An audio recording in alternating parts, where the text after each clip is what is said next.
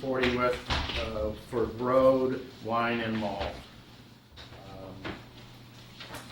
We have a motion to approve that. Move to approve the consent agenda as read. Second. All those in favor? Aye.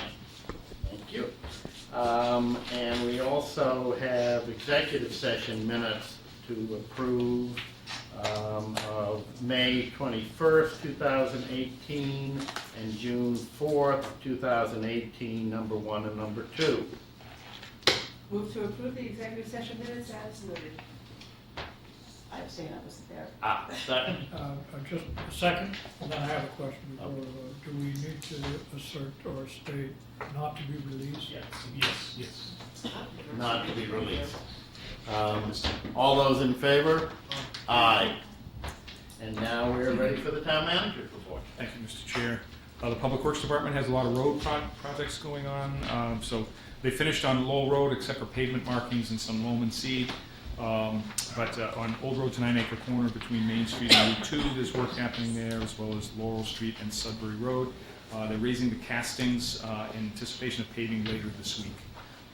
So there is a lot of paving work happening. The light plant activated its Google Groups list, notifying people that today is a potential peak day opportunity to shave the peak.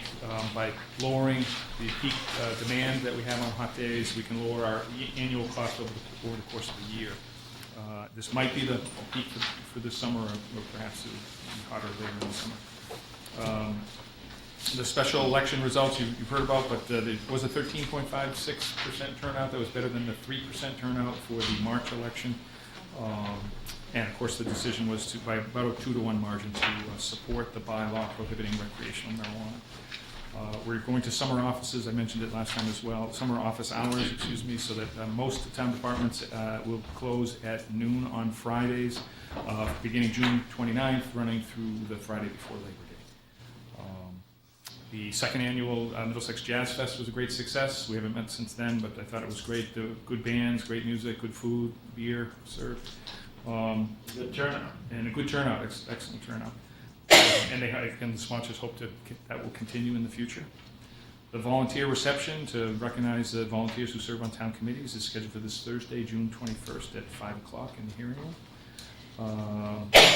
The Concord Police Department joined with ATA Cycle to sponsor a bike rodeo for students on Saturday at the Sanborn School. It was successful, giving the kids some training on safe bicycle practices.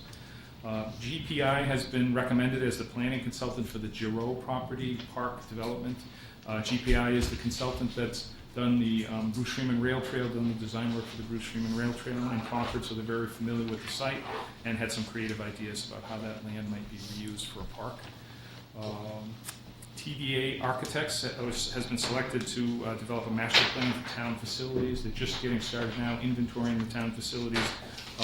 They'll be doing a public outreach process in the fall, and they hope to submit a draft master plan for the town facilities in January. The parking decisions made by the board recently will be implemented in July. That would be removing the pay-by-phone signs on Main Street, removing the meters in front of the library on the Main Street side of the library, replacing those with 3-hour parking signs on both sides in that short area there. And then, of course, there'll be no meters installed in the Keyes Road and Baldwin Street parking lots. See, the long-range plan, the Comprehensive Long-Range Committee expects to vote to finalize their plan on June 29th, meet with the Planning Board on July 16th, and then visit with the Select Board on July 30th to review the Comprehensive Long-Range Plan, and then it will be final. And the Bruce Freeman Rail Trail work has resumed on the Bruce Freeman Rail Trail. Marcia has a meeting scheduled with the general contractor on Thursday to find out exactly what the schedule is. The primary work is the intersection at Main and Com Ave where the rail trail crosses Main Street, and the hope is that work can happen this summer when traffic is at its lowest. And lastly, the Attorney General approved the bylaw changes adopted at town meeting, including the alcohol on public property with select board approval bylaw and the recreational marijuana ban. So those have been approved by the Attorney General. Chris, I know we've gotten a couple of letters and comments about the impact of the parking meter changes to the side streets, Abbott Lane, and did we have anything in the works there? Any thoughts about how we're handling the impact? There was a problem that when folks couldn't park on Main Street, the parking was So they were- happening. So the hope was that if there's no restrictions on parking on Main Street, all-day parking, that. It'll relieve that, right. I've taken a look on Academy and haven't noticed a change, there's still cars parking there, but people do have other options. Do we know when the construction in Concord Academy is going to be wrapping up? I don't know, but I can find that out for you. I'll let you know. Hopefully by the end of the summer, I think their goal is to shoot for the end of the summer, but I can check.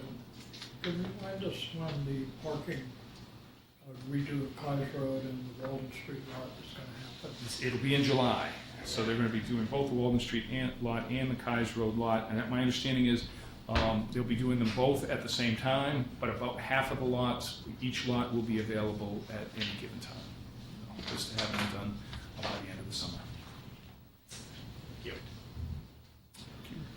We next move to Carrie LaFleur doing the approval of the bond and note sale. This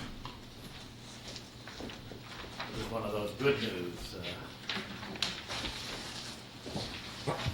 Good evening. Good evening. I'm Carrie LaFleur. I'm the town's finance director, and I'm here this evening to present to you the results of the recent bond and note sale. On June 6th, the town received competitive bids for bonds in the amount of $6,710,000. This is a 10-year issue and a 1-year $400,000 note issue. The town received 6 bids on the bonds, and the bids were ranked by the lowest true interest cost, and so we net out any premium that we have received to come up with what the true interest cost is. The winning bid was received by Janney Montgomery Scott, LLC, with a true interest cost of 2.165156%, including a premium of $858,407.15. In the packet, there is a bid tab. I won't go through that, but you can see that the 6 bids were very close, with a spread of 0.084%. So as is allowed under our authorization, we can resize the bond issue to account for the premium, which we have done. We used $675,000 of the premium to resize the issue down to $6,035,000.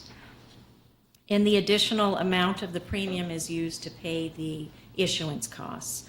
And that is a little over $86,000 for issuance costs for both the bond and the note. So I'd like to calculate what the estimated savings is. Over the life of this bond issue, the estimated savings to the average household is $108. I know it's not a big deal, but it's something. And then in the packet, there is a list of all of the projects that will be financed from this particular bond issue. Then we took bids on the notes. We received 2 bids. The lowest bidder came in at 2% even, and that was Century Bank. And the notes will be used to fund the broadband project that is authorized under Article 48 of the 2013 annual town meeting.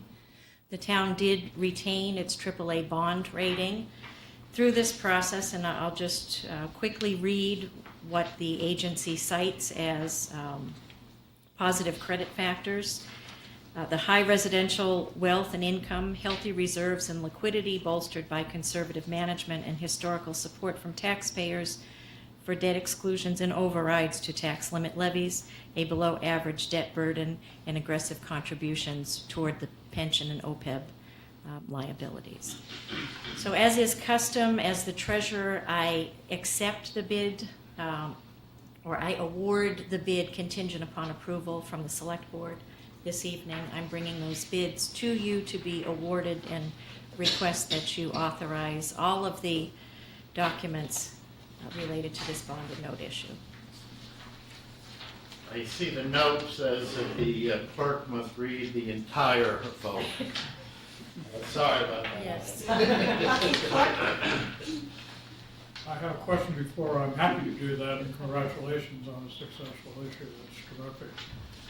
Andrew, it indicates in this thing that I'm about to read The following votes passed unanimously. So I'm wondering if, We ought to vote. so I'm wondering if we take the individual items that we have to vote on. Do you understand what I'm Yeah. saying? No, I do, because it's a record of So what I just happened. put will What vote, happened. or I think that's fine, yeah.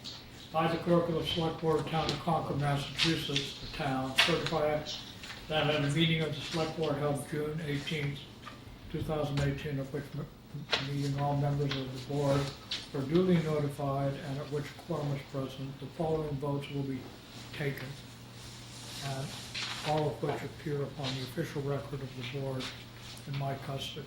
One, it will be a vote that the sale of the $6,035,000 general obligation municipal purpose loan of 2018 bond of the town dated June 21st, 2018, the bond to Janie Montgomery Scott LLC at the price of $6,794,474.66, and accrued interest is hereby approved and confirmed. Bonds to be payable on June 15th of the years in the principal amount and bear interest at the respective rates as follows. 2019, the amount of $825,000, interest rate of 3%. In the year 2020, an amount of $735,000 at 4%. In 21, $675,000 at 5%. In 22, $655,000 at 5%. 2023, $650,000 at 5%, 2024, $515,000 at 5%, 2025, $505,000 at 5%, 2026, $495,000 at 5%, 2027, $495,000 at 5%, 2028, $485,000 at 5%. We will further vote to approve the sale of a $400,000 2% general obligation bond State House note of the town dated June 22nd, 2018, and payable June 21st, 2019, the note to Century Bank at par. We will further vote in connection with the marketing and sale of the bond, the preparation and distribution of the notice of sale and preliminary official statement dated May 30th, 2018, and a final official statement dated June 6, 2018, the official statement, each in such form as may be approved by the town treasurer, being hereby ratified, confirmed, approved, and adopted.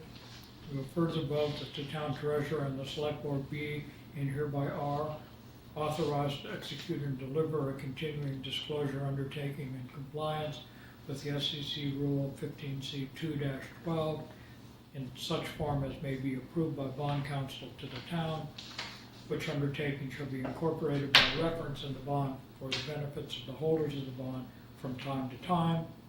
We will further vote that we authorize and direct the treasurer to establish post-insurance federal tax compliance procedures in such form as the treasurer and bond counsel deem sufficient, or if such procedures are currently in place, to review and update said procedures in order to monitor and maintain the tax exempt status of the bond and the note.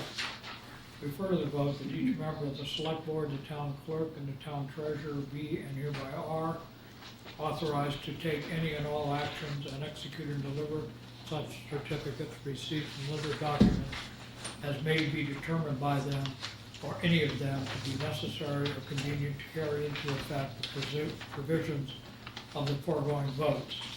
I further certify that the votes were taken at a meeting open to the public, that no vote was taken by secret ballot, that a notice stating the place, time, date, and agenda for the meeting, which agendas included the adoption of the above votes, is filed with the town clerk, and a copy thereof posted in the manner conspicuously visible to the public at all hours in or on the municipal building that the office of the town clerk is located, or, if applicable, in accordance with an alternative method of notice prescribed and approved by the Attorney General as set forth in 940 CMR 29.03 2B, at least 48 hours, not including Saturdays, Sundays, and legal holidays, prior to the time of the meeting, and remained so posted at the time of the meeting that no deliberation or decision can connection with the sale of the bond or the note were taken in executive session, all in accordance with general law, chapter 30A, paragraphs 18 through 25 is amended.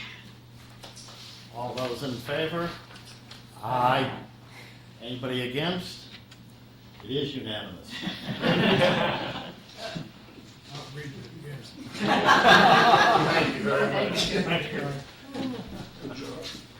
We are now ready to move to the 7:05 public hearing, change of directors / manager from Scottish Sportsman Club, 250 Old Mill Road.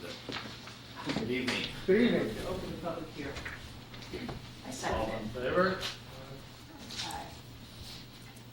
Hi, my name is John McGarry. I'm president of Scottish Sportsman Club, and I'm seeking approval from the town for our change of directors, which we do annually. I've submitted the paperwork, and I notice you have 15 directors? yes. Yeah. This happens with great regularity. Yeah. Yes. A lot to cycle through, right? Yeah. Anybody have any questions that they would like to have answered? Was thrilled to see the Sportsman Club for the first time at the Concord Battery Luncheon. Yeah, That was- that was a good spot. yes. We have a motion then to close. Move to close. Any public have any comments that they'd like to make? Move to close the public hearing. Second. All those in favor? Aye. We have a motion to approve. Sure, I move to approve, Jim will help me with the pronunciations, Coeli, Ken Hughes, Sean Keenan, Nick Nigro, and Fred McDonald as new directors of the Scottish Sportsman's Club located at 250 Old Mill Road. The manager of record shall be Brian Heveron, as approved in 2017, all contingent upon ABCC approval. Second. All those in favor? Aye. Thank you very much. Thank you very much. We now, next agenda item is the public hearing, the dog hearing, 15 Chase Road, for violations of existing dog order. Lieutenant, Move to open public hearing. we got a second? Second. All in favor? Aye. Mr. Chairman, I just remind you, we all received an email late in the day today indicating that the dog owner was not planning to attend tonight's hearing. And that work had started on the fence ordered, constructed by the board, and he hoped that work would be completed in a day or two. And I would just sort of, for the record, indicate that our last meeting 2 weeks ago, there was an agreement which was notified in a letter to the dog owner that the fence was to have been installed by Thursday, so it could be inspected on Friday. So he's not in compliance, but there is some progress. There is today, sir. So I believe he's erected the fence facing Chase Road, the 6-foot stockade fence. I don't know if Andrew There were some provided you with that. photographs that were. Yeah, there's also, I did a draft of a map. He wanted to construct in the backyard as opposed to doing the entire backyard, was to segment the yard by putting the fence from the corner of the house. I don't know if you can see it on the map. Is it I haven't seen on the table?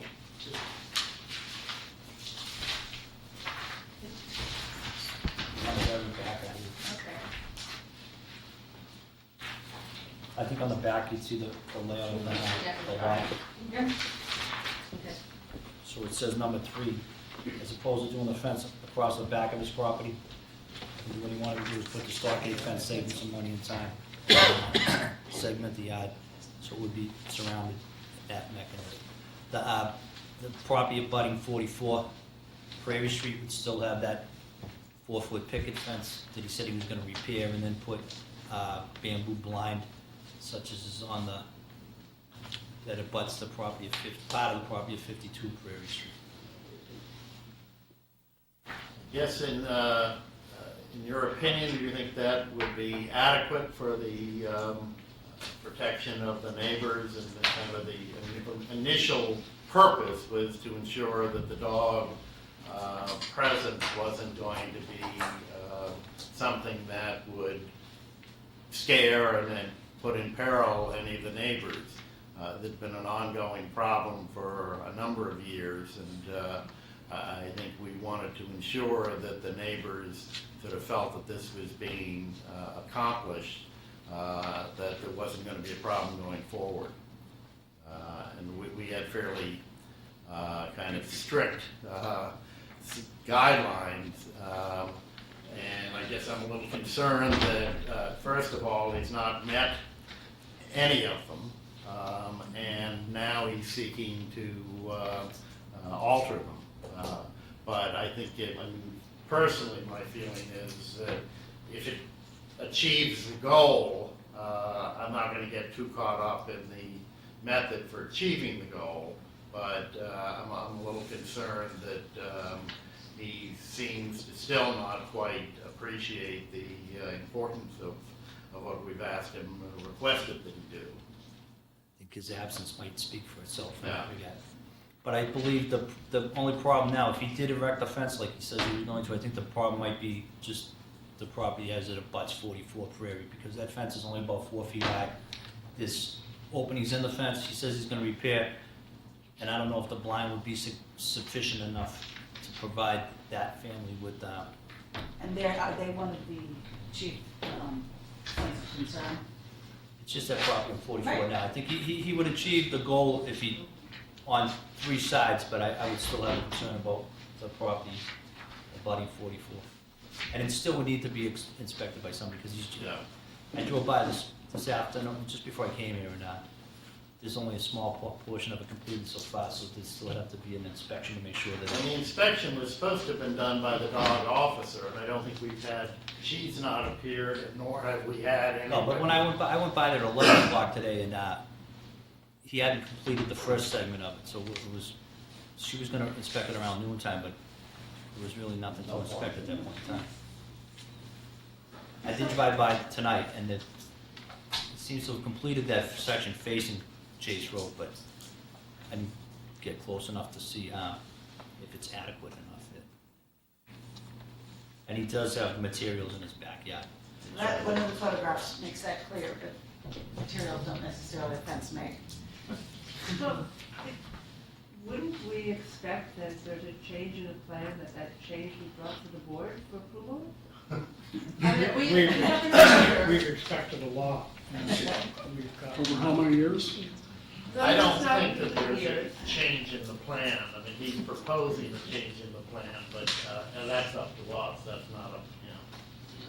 And he hasn't written to us to ask or even tell us about the change in plan. Well, that's my point. I think he was instructed to contact Mr. Morrow if there was changes or questions or whatever it might have been. And is this what qualifies his, request for changes? Well, that was just, I just put that together after I looked at the property today, so that was just something I put together. He said this is what he intended to do. I don't believe he's asked anybody permission to do it. We have the authority to impound the dog until the fence is completed. My concern is that the law puts then the expense of the impoundment on the dog owner. And my understanding is one of the problems in this situation had been the financial one to begin with. So that I somewhat hesitate, but it is more than annoying, his attitude and approach to this issue. We know the order of magnitude of what impoundment costs are. I mean, they go to a kennel. I believe that to cost the kennel Yeah. per day, so it'd be a per diem cost. And if it's required, the euthanizing the animal, then there's a cost that as well. And that is tacked on, as I understand, he's a renter, so it wouldn't be able to be tacked on to his real estate tax, but it would be taxed on to his excise tax be required. So that's a kind of a mechanism of the collection.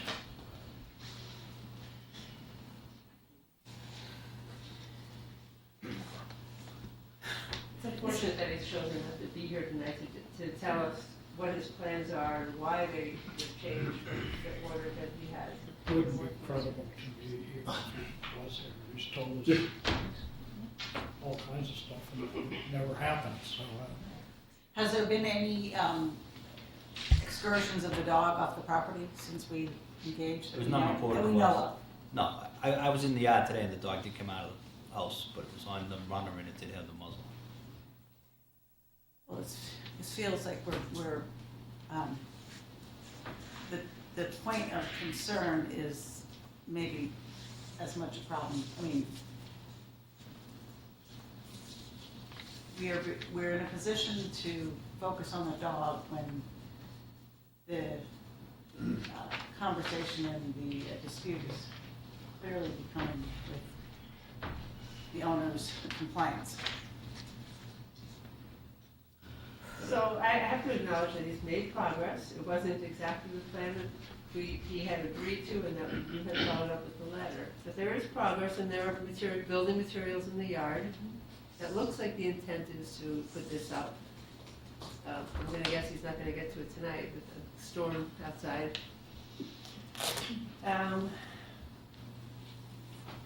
Big dog? What kind of dog is it? Just serves. We're in a public hearing right now, so we'll. I mean, I guess the way I approach it is, our job is to be assured that the dog is no longer posing to be a nuisance and a problem. I know some of the neighbors would like us to correct the behavior of the dog owner, but that's not sort of before us, Not much jurisdiction. at least directly, and it's certainly something that I think we would have little ability to do much about. I hesitate to allow him as almost the tail wagging the dog, as it were. Sorry about that. To allow him to return further time to continue, but if we are able to accomplish the goal, and there hasn't been any issue, I guess my inclination is to keep the pressure on. I don't think we would allow an adjustment based upon, his just indicating that that's what he'd like to do. And I think he's got to provide a complete section of how he's going to do the fencing, and we need to have a date certain, not just I'll get to it when I can get to it. I think what we ought to do, I don't have the exact language, we ought to set a date certain. We did. Relatively, but this time, the condition will be the dog will be impounded if it is not completed. And the dog will remain compounded until the job is completed. And we could even set a date sometime in the future that if it's not completed by some date, then the dog will be usable. But we certainly think we ought to set a date and pound the dog until it's completed, the satisfaction of the dog officer or group to tell them going to do it.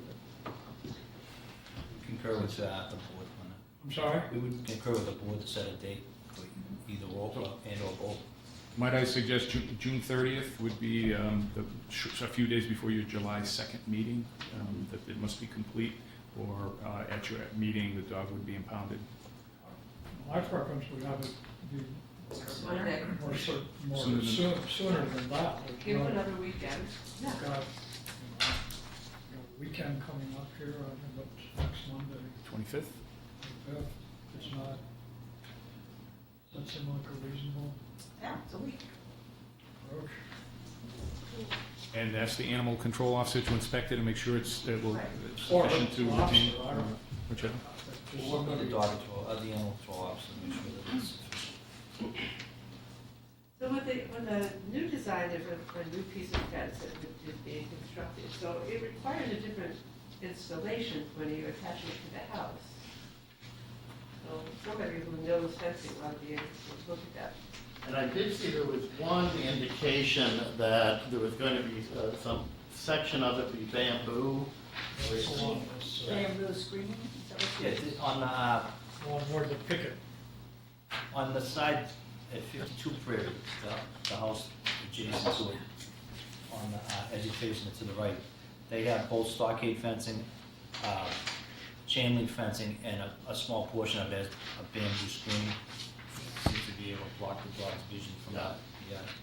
And I don't have any problem with that adjustment, that seemed to be reasonable, but I don't think. And this is just something you mentioned today, so I mean. Yeah.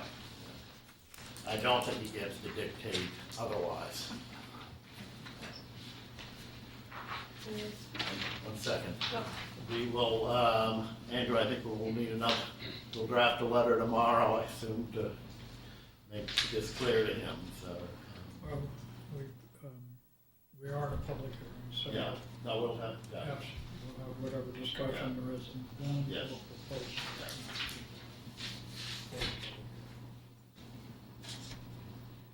Any other questions or any of the public like to comment? Yes, come forward, please. The microphone? Tanya Gala, 62 Prescott Road. As someone concerned about animal welfare, and I've been at, I think, all the 3 hearings now. I would just, first of all, thank you for your compassionate approach to the situation, and urge the. It's awfully hard to hear. Okay, thank you for the so much.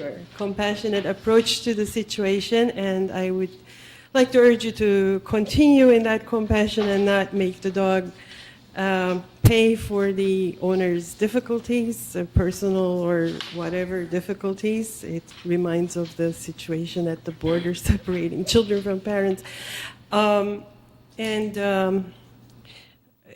was wondering what happened to that proposal that one neighbor gave last time about helping put up the fence altogether. That was kind of a hopeful proposal. And also that I believe that everything has been, it sounds like, I don't know the people, but it sounds like things have been taken care of to make sure the dog does not attack anyone or does not actively disturb anyone, so that the fence was just like an added provision to keep that in mind. Thank you. Thank you. So what was the situation with the neighbors? Do you know? That's No. outside of our purview, Okay. so. Thank you very much for your compassion. Thank you. I'll only say what seems to be compassionate to the dog may not seem to be compassionate to the neighbors, so that's the balance of I know. passes. Anybody else like to make a comment? Yes, please, Lord? Here? Yeah. Peter Scavangelli, 129 Everett Street. I just had a thought that, is it possible that a smaller area could be constructed so the dog can be outdoors and the neighbors are safe while he does the confinement for the larger area as a possible interim solution? I mean, he's been given every opportunity. Thank you. The proposal that he submitted shows that he would be making a smaller containment area. He's taking it on himself to increase the size of the yard for jog. Anybody else? Move to close the public hearing. Second. All those in favor? Aye. So, letter to him that he is to completed everything by Monday the 25th? No, well, Or it just- could be inspected on a Tuesday. So that would give him this Yeah. week and the weekend. And he has the materials on site. Well, he has the material, the stockade fence for 1, 2, One and section. 3. I'm not sure if he had for all of the areas, because his area that he sent to us, that little notice, indicated that he expected to complete the remainder of it at some point later in the summer.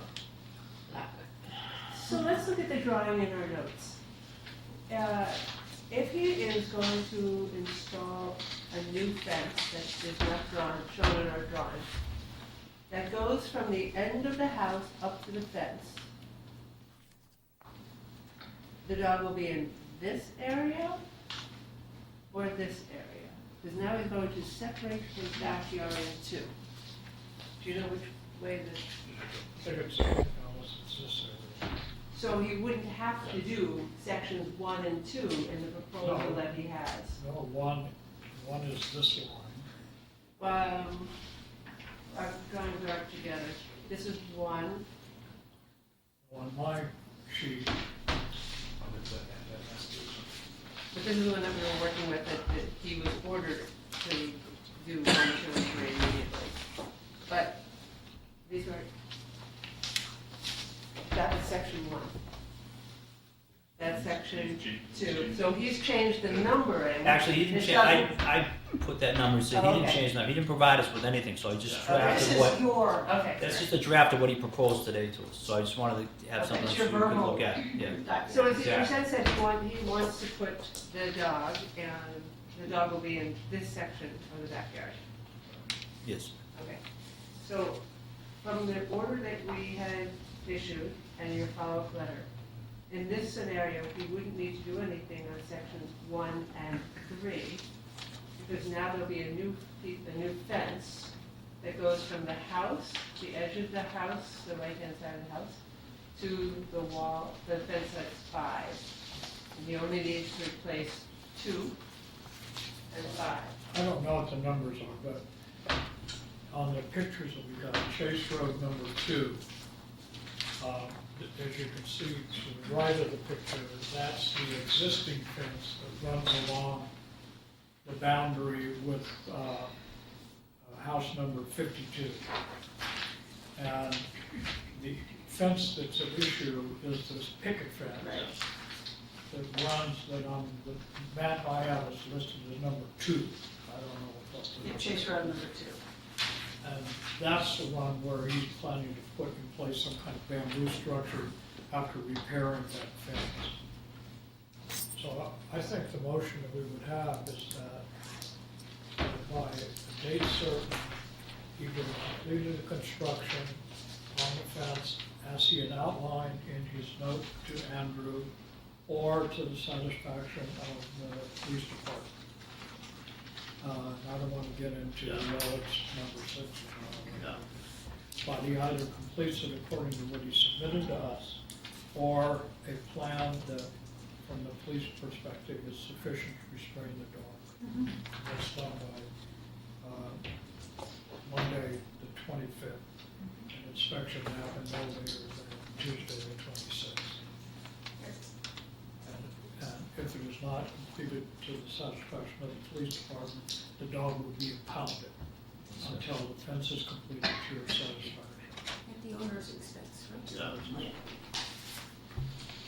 That, Is that okay with that? Sounds fine with And me. has he seen your drawing so he knows what was presented to us as the alternative plan? I was expecting him to be here today, and I just wanted to draft that so you'd have a guide Yes. to go by, or something visual that you Well, could we do. have a note that he provided to us with what he said he was going to do, so that's something, if the police look at it and they think that whatever he's doing is satisfactory.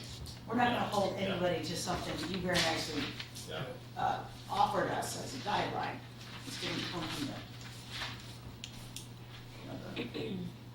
So the motion of practice, I move that the owner be instructed to complete the fencing in compliance with the letter he submitted to Mr. Mara, or an amended version that the police department considers sufficient to restrain the dog no later than June 25th, so they can be inspected on the 26th.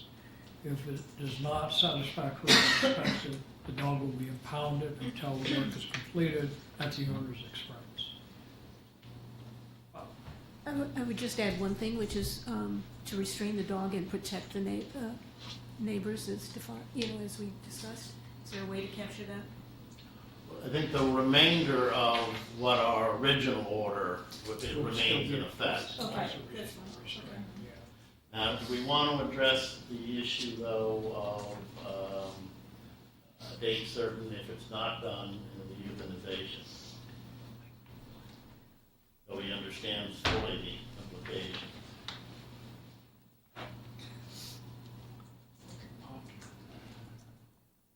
We have a date, if it Yeah. doesn't done, I think We the can- only remedy yeah, then is that's to fine. have the dog euthanized, and we can take it out. And the dog will become compounded, so it won't be a threat to the neighbors. Do we have a second? Second. All those in favor? Aye. Thank you very much. Thank you.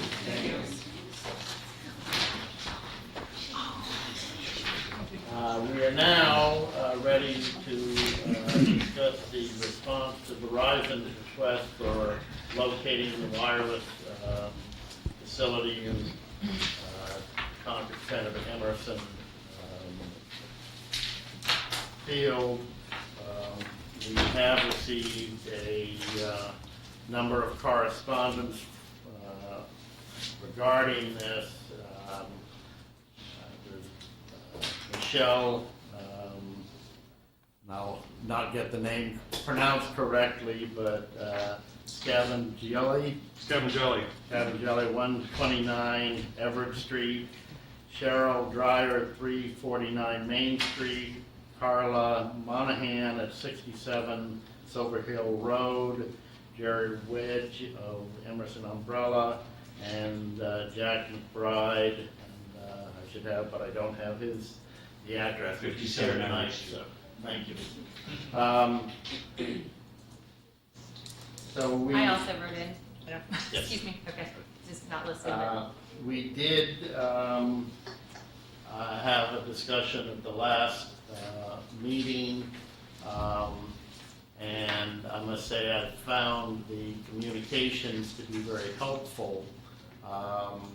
We also, we have from Marcia at the town manager's office the information regarding the application back in 2006, where there's, I think, a general hope that Kai's Road could be an alternative siting, and that addressed some of the problems that were raised at the time back in 2006 and 7, having to do with the historical commission's disapproval, and also having to do with the state historic commission's disapproval. I get the sense that there is a desire to study this a bit more, to see whether information may have changed or the policy may have changed from the Historic Commission, and whether Kai's Road could be an alternative. I also would note, in thinking about this, that there hasn't been any testimony that I've heard urging the requirement of expanding broadband. Verizon has come and they presented us with a variety. I think there were 4 different locations that they had looked into that church steeples that were not going to be available to them. But I think there has not been testimony from the business community regarding the urgency of having an antenna installed. So I think one of the questions that we need to discuss is whether broader, further study needs to be done on this to see whether A, there's an immediate need, and also that the technological changes that are coming, whether what is being proposed is going to be adequate in a number of years, or whether there's going to be something that is able to be scientifically shown to be safer that'll be available in a year or two. And there's no point in our going forward with something which is going to be obsolete in a few years. But I toss it out for my fellow board members for their input. Just before we start, just a correction, I think it's the Historic District Commission, not the Historic Commission. Okay, yeah. And correct me, especially Chris, if I'm wrong, my understanding was that the Historic District Commission's hands were somewhat tied to state and federal positions. Is that? Well, they found that they took their position independently, but and the Historic Commission was involved. They actually sought the opinion. The Historical Commission sought the opinion of the state Mass Historical. What about the It was the HDC that did not deny the application. So what about is there a federal and a? So yeah, the state expressed strong objection to the Kais Road site, 141 Kais Road, because at 85 feet, the tower would be visible from the Old North Bridge, from the Barrett farmhouse on Barrett's Mill Road, and several other Sleepy Hollow, several other national sites on the National Historic Register. Okay, so it would be if this conversation continued, we want to. Somebody would want to contact the state as well to see if Kais Road was going to be considered in some way, shape, or form. In some ways, it makes some sense, as we're just getting underway with facilities management planning, that if there are significant changes in the future to Kais Road, that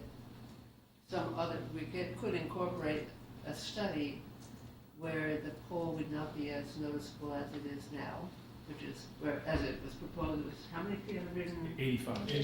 And would it be that, I'm asking this in general ignorance, I don't know that it would be the same pole, the same size, the same anything even today. That was, when was it? 2000. They are proposing the same size over at the. Again, I'm saying, I have that, we don't have a proposal for Kais Road. I have a specific question before we get into this a little bit. When Verizon was here last time we met, they talked about all the places they looked at. They referenced the Unitarian Church here. And they said they couldn't do it there because the bell was obviously visible. The belfry was not covered. But I went and looked at all of these sites just visually again. There's an area above the bell over here. And I just wonder did they look at, do you know if they looked at that area or just looked at the bell and said, well, can't go on here, which I would do, but did we ask them? I mean, kind of just aside, but there's a pretty good sized area above the bell. I don't know what is in it.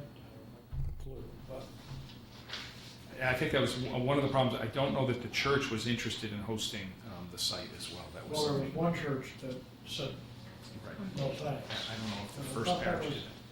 I thought there was Elm Street.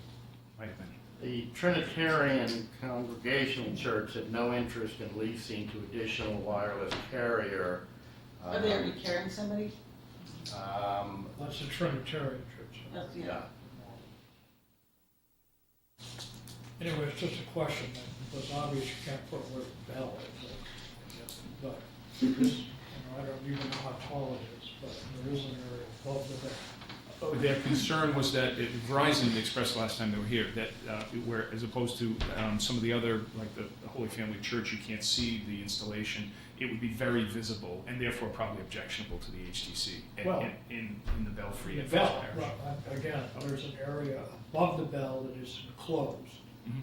Okay, I'll ask. I don't know if they looked at that. I don't, no idea. But to a certain extent, we're doing exactly perhaps the discovery that a further conversation or study. Well, it's just a question that if I had been on my toes, I would have asked last time they were here.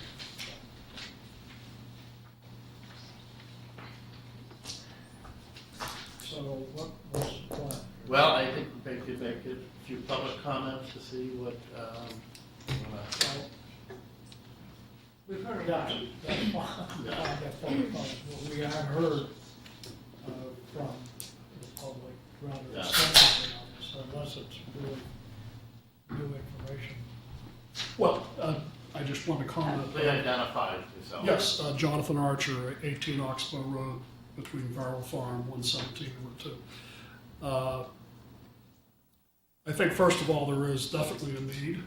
I have a caregiver who uses Verizon Wireless. I use AT&T Wireless. Doesn't matter. There's a real problem. I have a 92-year-old senior parent in the house.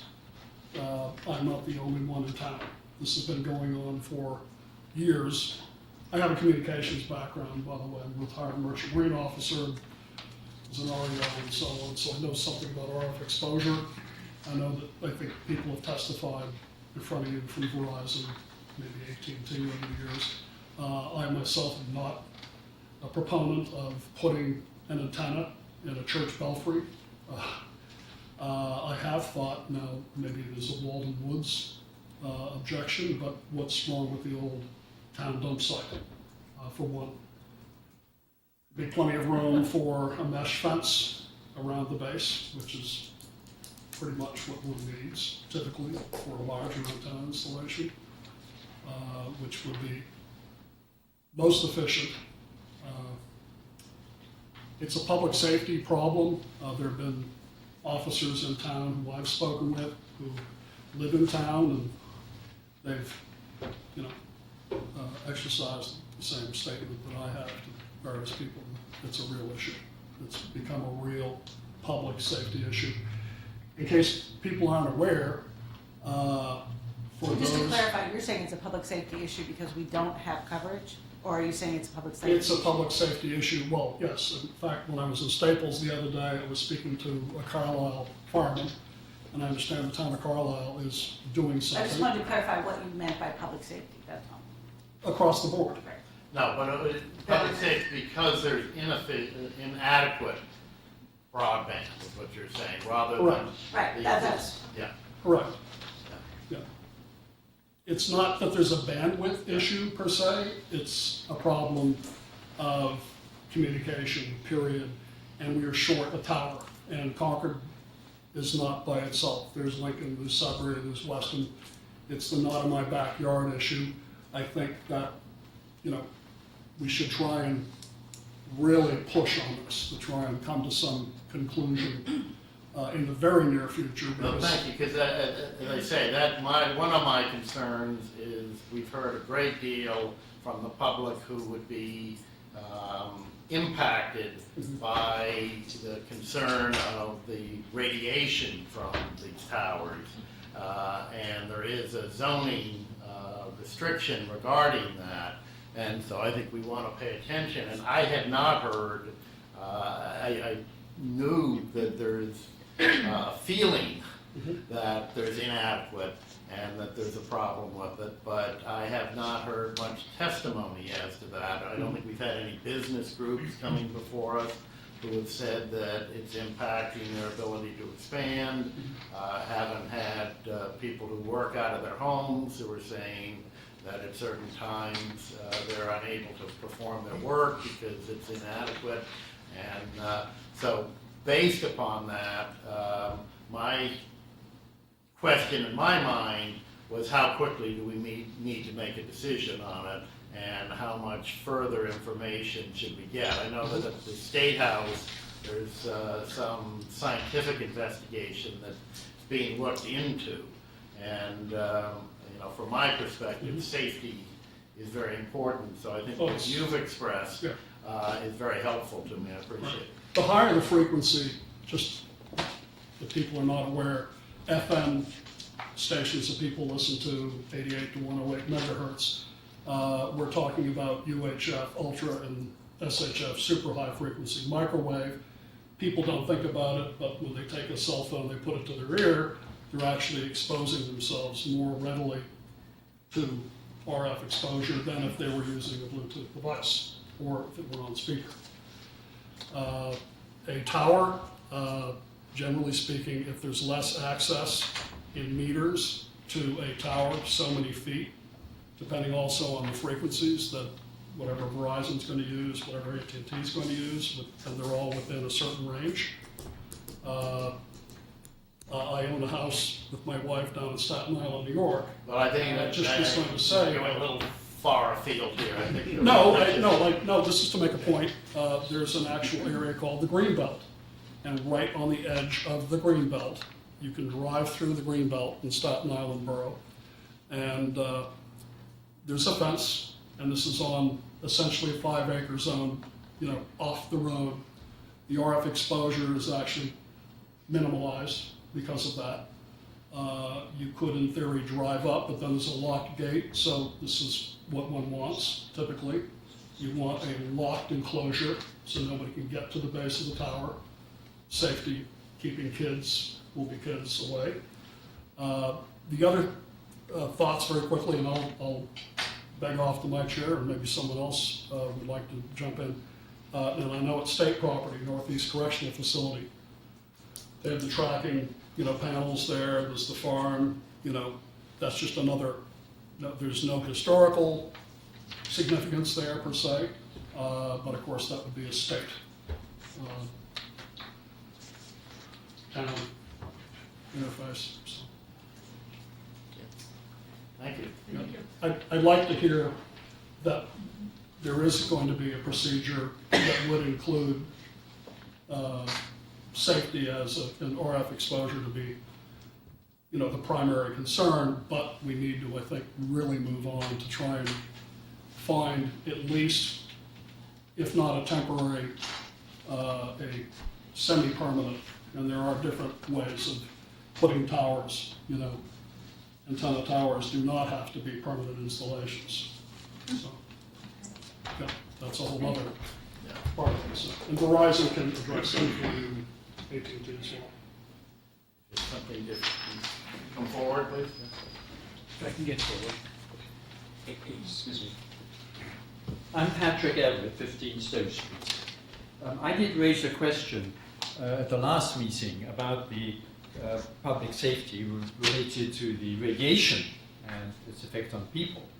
And I pointed out, I think, that the FCC guidelines we're now going by were established in '96. It's now 2018. And there was a international conference in 2012, which made public the fact that the FCC regulations were based upon the heating effect on the human body, and that allows much, much more energy level than what people have been finding actually does damage. And at the Bio Initiative. I think you sent us an email on this with a reference to a website, so. I left reports, but I haven't heard it mentioned. But there is a strong possibility that when people realize what that report is really saying, that the FCC regulations might be well reduced, not only 1 or 2 or 5, but more than 10,000-fold or even more, because the Bio Initiative number at which people start getting into trouble according to their results is about 5 microwatts per square meter. But the FCC regulations allow more than 10,000 times that. We may get into a situation a few years from now when all these cell towers have been put up and, oh yeah, they met the FCC regulations, but they're dangerous. Now, I don't think the ones that have been put up yet are dangerous according to my measurements, but there's nothing stopping somebody putting a very dangerous one up that is within the FCC regulations. That was why I suggested we ought to do a little bit more discussion before we go further. Thank you. Thank you. So we, I just want to mention that the state legislature has approved a bill, and they have a group that is studying the health effects of RF. I don't think that we on this board will ever be determinants of the risk associated with exposure to RF. And I think the law doesn't allow us to consider the health risks is that right, in citing a facility in Concord.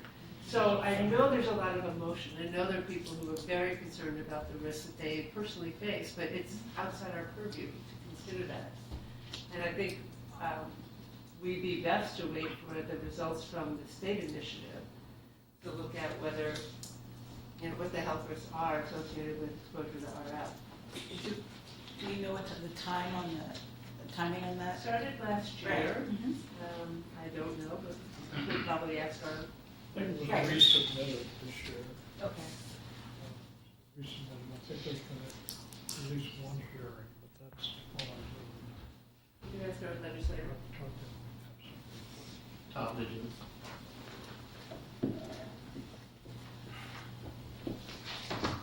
Tom Tarpey, 169 Heathsbridge Road, a member of the Finance Committee, but speaking for myself, I've prepared a very brief 10-part presentation. I just wanted to say that... Being on the finance committee will do that. No need to apologize. The companies, the various companies have been dealing with this sort of problem for quite a long time, and the technology is advancing fairly rapidly. AT&T has for a number of years offered a device called a microcell, which plugs into the Ethernet connection at any home or a business, and will let up to 6 devices operate on it. AT&T and I think all of the other carriers are now offering a system called Cell over Wi-Fi, which is available to any phone that comes within a Wi-Fi network's area.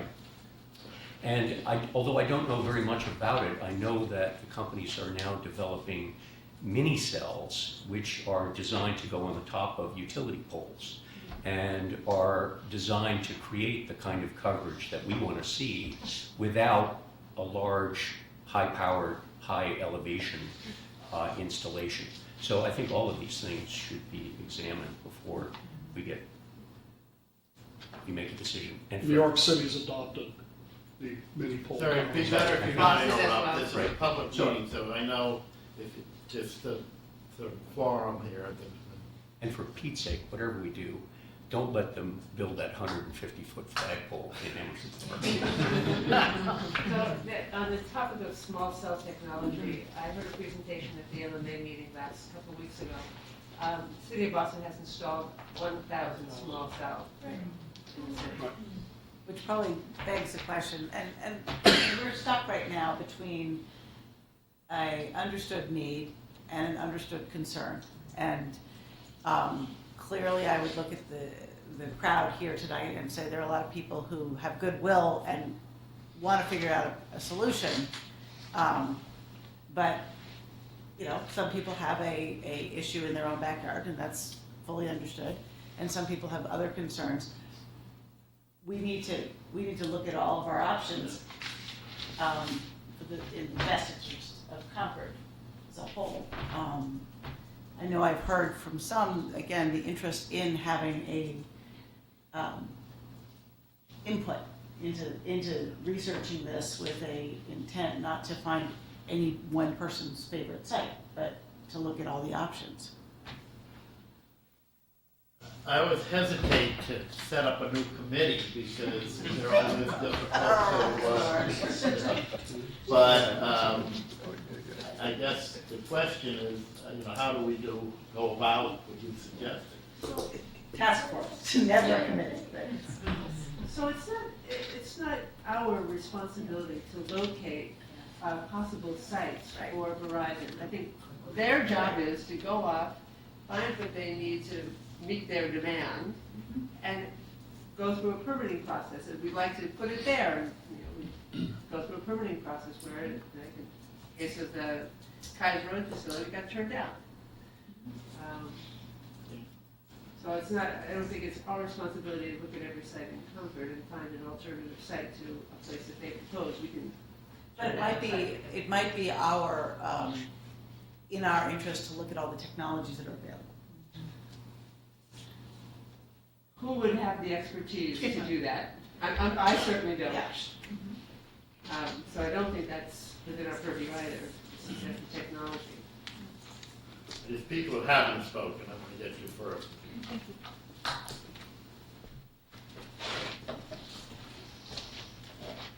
My name is Amy McManus. I live on Laurel Street.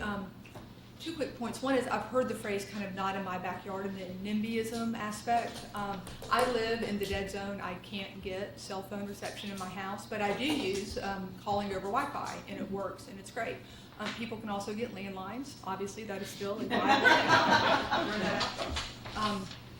I just want to point out two things. One is I'm encouraged and heartened by the idea of taking a pause as desperately as I also want to be able to like have my calls seamlessly move through town as I move through town, and it doesn't happen. But the idea to take a look at where we are now, things have changed in the last decade, I think that's the wise course of action. The other thing I wanted to say about the NIMBYism comment is I wouldn't want, it's not just people's concerns about the health risk, which I understand is beyond what you're allowed to consider.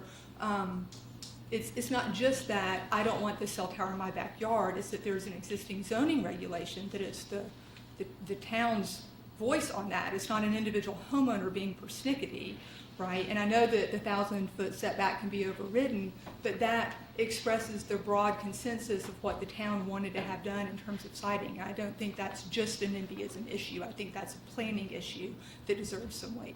Thank you, I agree with that. Hands in the back. Yes. Look at you, and then we'll go across. Do I really need a microphone? Okay. Televised. For the sake of all of our viewers, I could be louder. but not as visual. So my name's George Carret. I'm at 148 Peter Spring Road in Concord. Three observations. One, let's say if we were going to do something at the Emerson Park, it should be spectacular and not something that's just, you know, a fake flagpole replacing that flagpole that were put up by the World War I veterans. And I could imagine, you know, a 20-foot by 20-foot by 150-foot smoked glass obelisk, but I won't go into the details. You know, maybe. Anyway, so because that would be there for 100 years after cell phone technologies. 5G is coming along, and that's going to be quite controversial in terms of radiation, because it's going to, you know, it's going to be in the terahertz range and all that kind of stuff. But so I think it would be worth having some kind of a study just to look at the kind of gamesmanship that's going along, you know, going around, especially given the change in technology that we're going to be having. So, and actually, again, that 150-foot obelisk is actually a serious proposal, but, you know, maybe somebody from Verizon can contact me. So that's all I really have to say. But the technology is really going to be changing. I mean, 5G is already rolling out in some cities in Delaware and things like that. So it's radically different. So Thank you.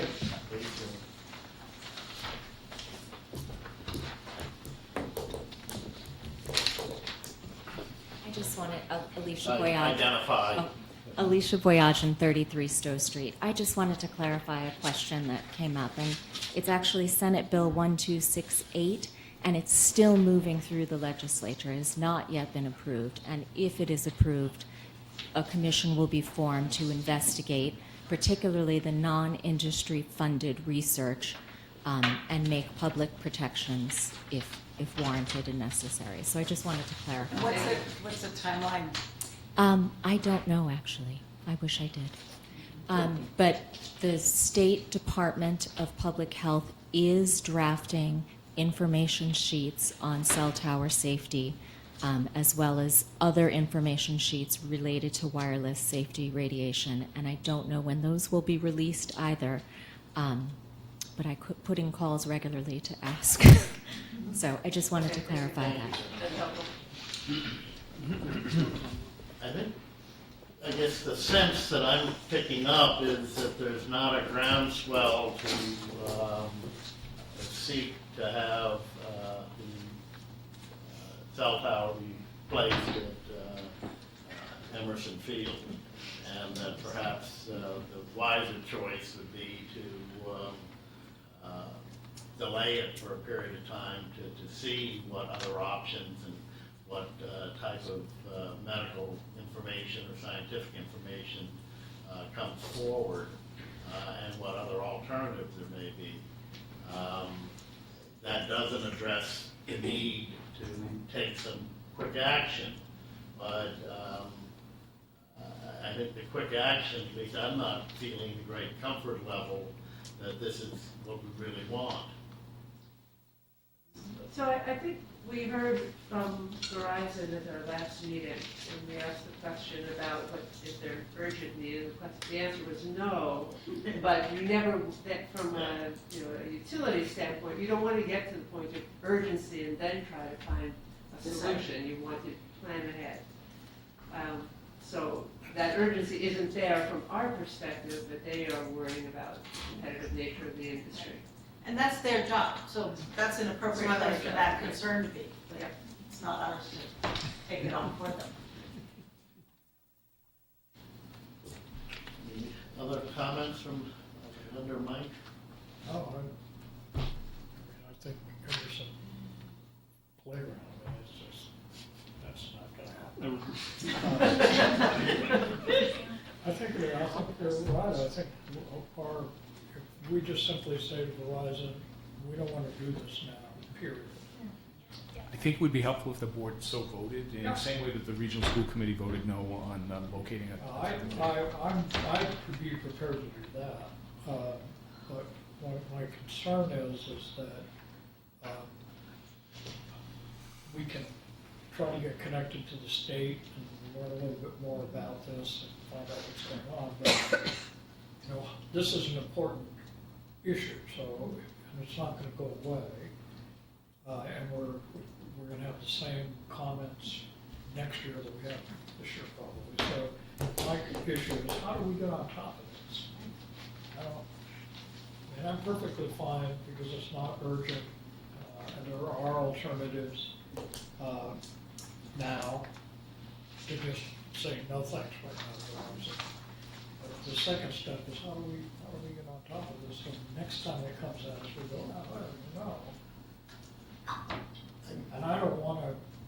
I think it's not a good idea to create a committee unless there's a real goal or task for the committee to do. And this seems like it's going to be an unfolding set of events that's going to continue to change. And it does sound to me like there's a lot of interest and expertise among the people who potentially were going to be affected by this. So hopefully they will continue to be active in keeping up to date with what's going on. Chris, is this something you had any occasion to talk to your fellow town managers or in the area? Well, they are all struggling with it. There's complaints about service, at the same time complaints about the visual impacts and the health impacts. So it's a constant battle. We've been approached by companies that do want to install the small shoebox size things on every other light pole, and there was some concern that might be unacceptable in the historic district. But maybe we take another look at. Do we know anything about the arc exposure from small cell technology? It's comparatively, I mean, I don't know anything about the real health risk, but the amount is way low. So what I understand is it has a 500-foot range for each one of those. Yeah.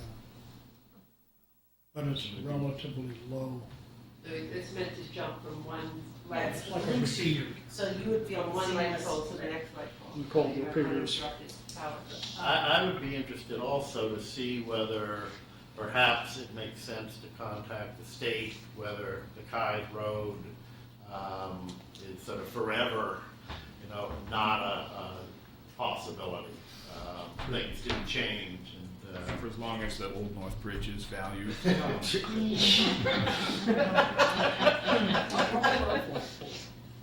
Pardon? That's all ours. Our flag, oh, but taller than Lexington's, I understand.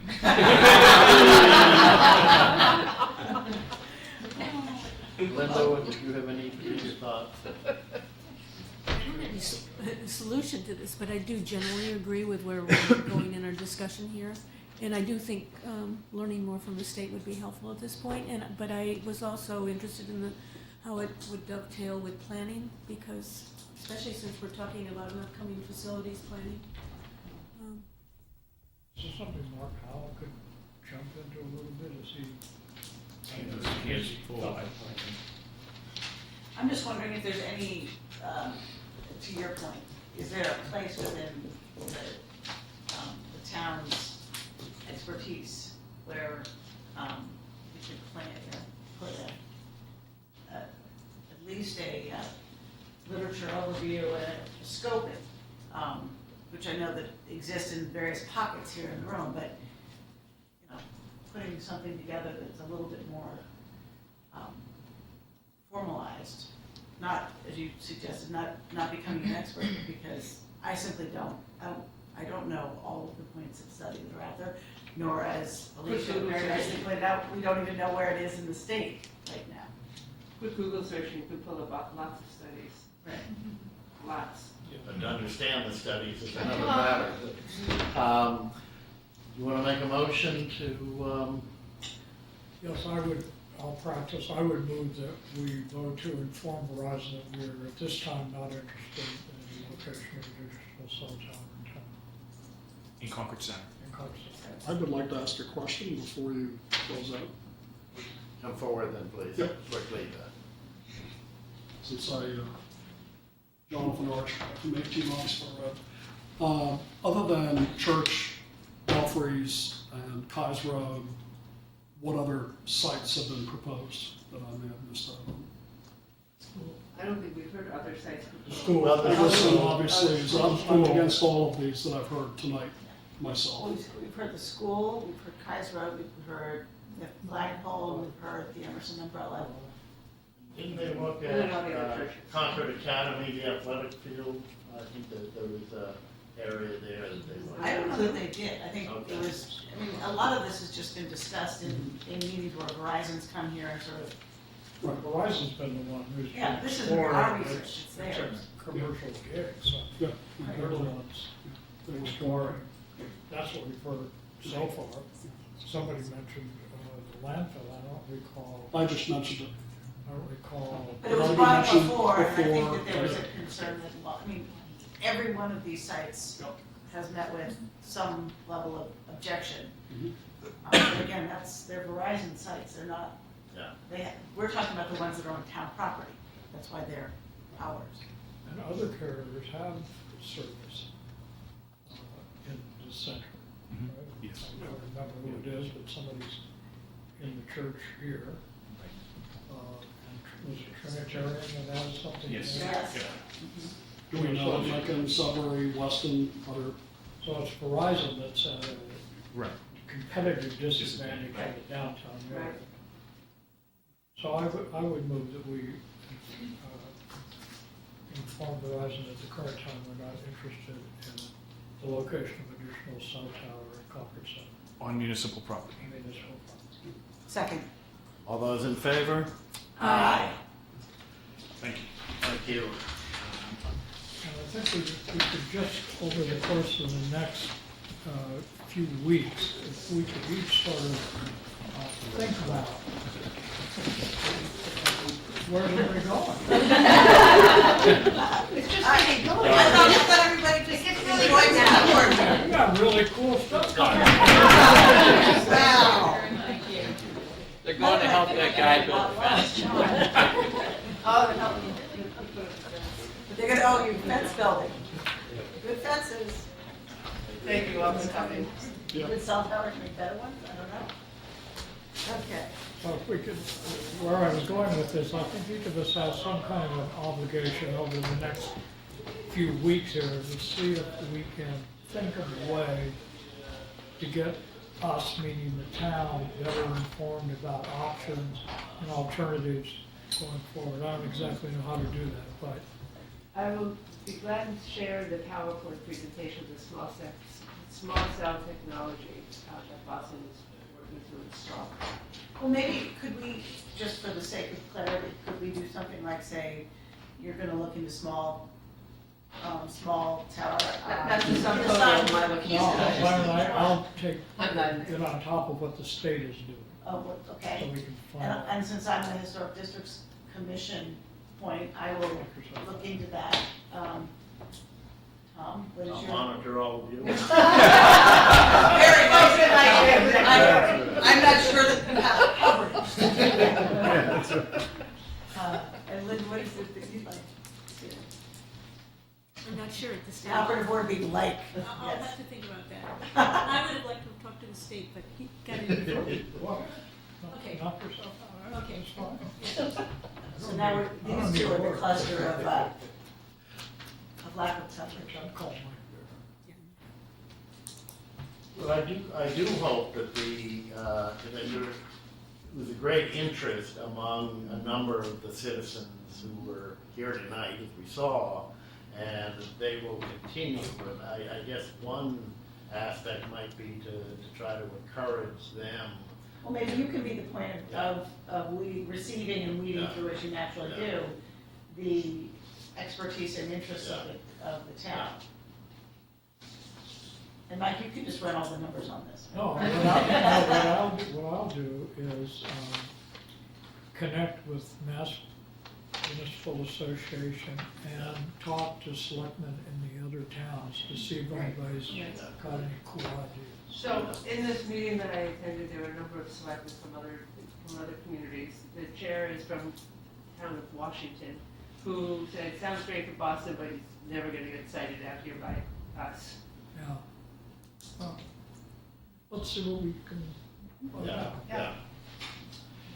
May I just add a very fast ARRL. Yep, sure. ARRL, American Radio Relay League, we're constantly battling the FCC, in particular the present administration for obvious reasons. But there are some people there, along with people at MIT, who do have some of this information. I'm actually. Maybe you can send some of your information to Tom, who's now going to be the lucky recipient of it all. This That is, would be helpful. yeah, okay. We'll have to, As I say, I mean, that's what, I'm very impressed by the amount of knowledge and the amount of interest, and that's a good combination to have. the problem, just to state this and then I'm stepping away, RF is RF, tissue heating is tissue heating. I mean, you can get into, if you go on the ARRL website and look up RF exposure, anybody can Google it and it'll tell you, as frequency increases, et cetera, whatever, so many meters away. Transmission, we're not talking about reception, transmission, so that's it. But it's all 2.4 gigahertz, the Wi-Fi, which is the penetrative frequency that one needs, so. Great. Thank Thank you. Thank you. All right, that's it, so we'll stay in touch. Very good. So we move along to the public-private partnership update. This is great. I don't have much of an update for you. Andrew did provide the background information that goes back to the 2016 report the committee submitted and the list of public-private partnership, the then current list. There was a commitment for the town to post the list of public-private partnerships and any activity online, and I intend to do that. I have not done that yet, but I would like to update this list that was presented to you. I'm not aware of a lot of additional projects. Middlesex School, for example, has contributed, agreed, what Middlesex School has done in the past is look at the town meeting warrant, see capital projects that the town values and is intending to fund, and they've offered to fund twice now the track at Emerson Field, as was done several years ago, and currently they're funding the communications equipment for the police and fire radios. So those are two things that should be added, and they're Those are really gifts, partnerships. I suppose that's true. In the case of the track restoration, we allowed them to use the track at Emerson Field when it wasn't being used, so they saw value in that. I think they're on the public safety radios, they see that they're interested in making sure that there's good service on the radio communications out on the north side of town. So yeah, perhaps, and there's some question about what's a partnership. The question was asked, is CCTV a public-private partnership? I think not. It's more of a contract that we have. It's a contracted service rather than a partnership. But and then the two very, very active, which is the Emerson Umbrella is in the middle of a major renovation project, and the library is gearing up for major expansion or addition onto the library. So I would identify those in a report that would be posted online shortly. I have a question about the definition, and I've read all the material. So when the town contributes funds towards public housing, for example, is that a partnership? Public-private partnership? Or it's really a public-public partnership, Yeah. right? Yeah. So CPA funds, for But example. CPA funds get So involved? like for the Junction Village. Yeah. I was wondering if, that's the. I think at the time we thought that those were not, because all we're doing, CPC gets money. Yeah. They have requirements that have to be fulfilled in order for the money to be dispersed, and that's the extent of it. So it's not So like. those are grants. It's a grant, like it's not an ongoing relationship.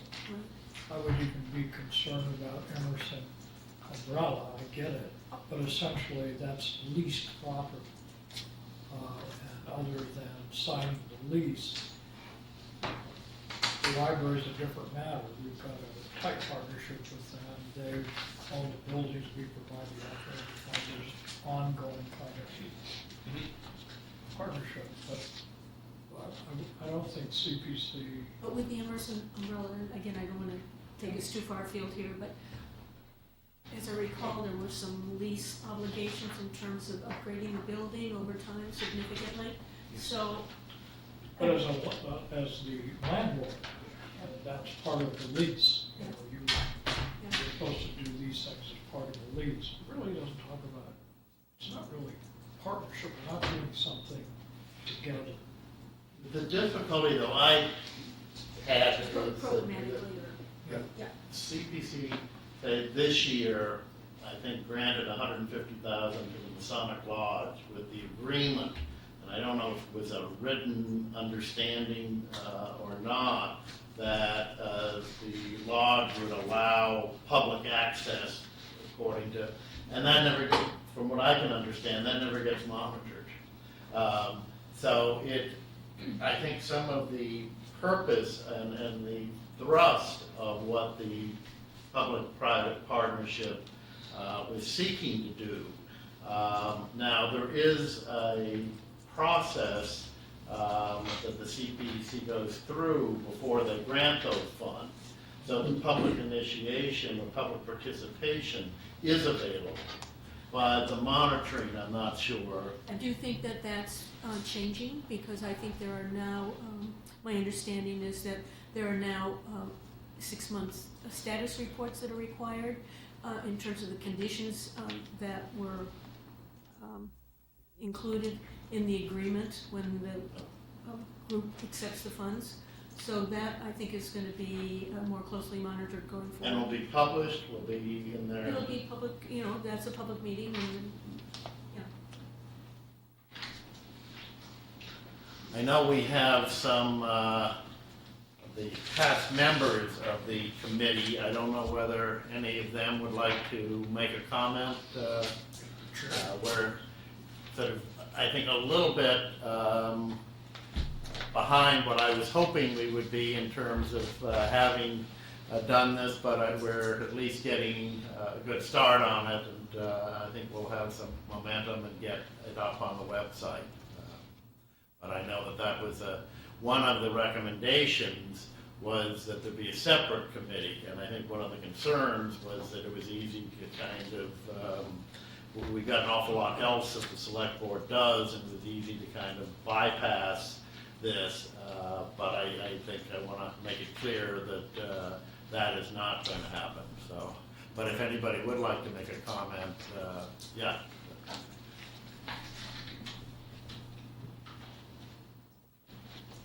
Dory Keough, 51 MacArthur Road. And it's interesting that you're raising the idea of a definition, because somebody just today said to me, well, is the Masonic Lodge a partnership? And, yeah, oh, thanks.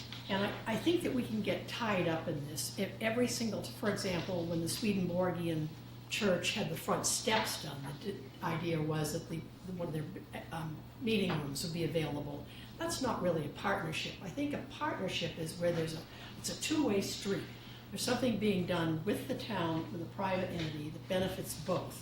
And there's often is money or goods or services involved, but it's not just a payment for something.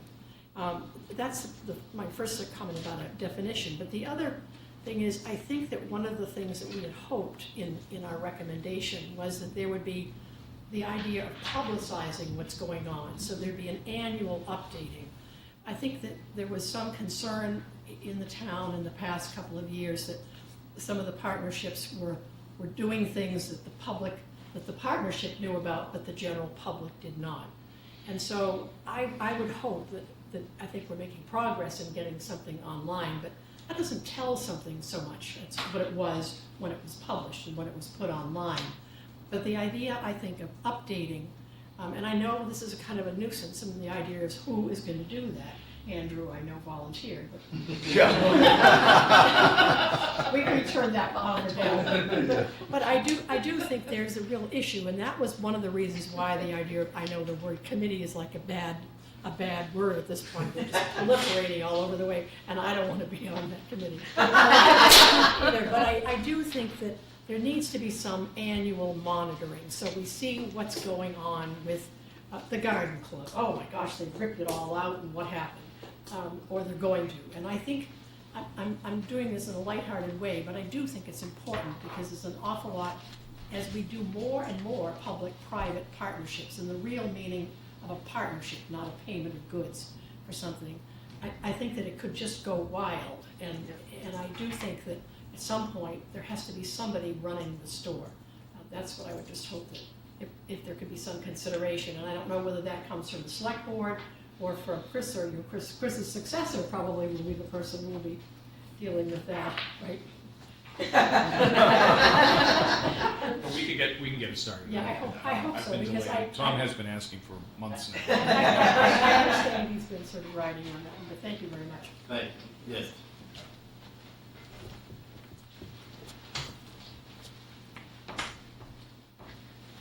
Jean Goldsberry, 1832 Main Street. Well, I'm very happy to hear that the town will be going forward with publishing things. And I urge that to happen as quickly as reasonably possible. We're now almost 18 months out from when the report was originally submitted to this group. And I've heard from numerous citizens, whatever happened, there's still nothing. We haven't seen any information and nothing has changed. So I think in terms of the select board's commitment to the issue and the town's agreement, desire to be transparent about it, that was something that came up in almost every one of our meetings. The need for transparency so that citizens could get the information. So again, I'm happy that it's going to happen, and I urge you to see that happens fairly quickly. I would just say for the record that the policy was adopted by the select board on July 10th of 2017. So while the report was filed and there was a fair amount of discussion, there was a letter following the hearing that we had, which was February 6th. Then we get town meeting, a lot of other things, but the policy itself is less than a year, so. Okay, well, maybe you can just slide in right under the year. Okay, thank you.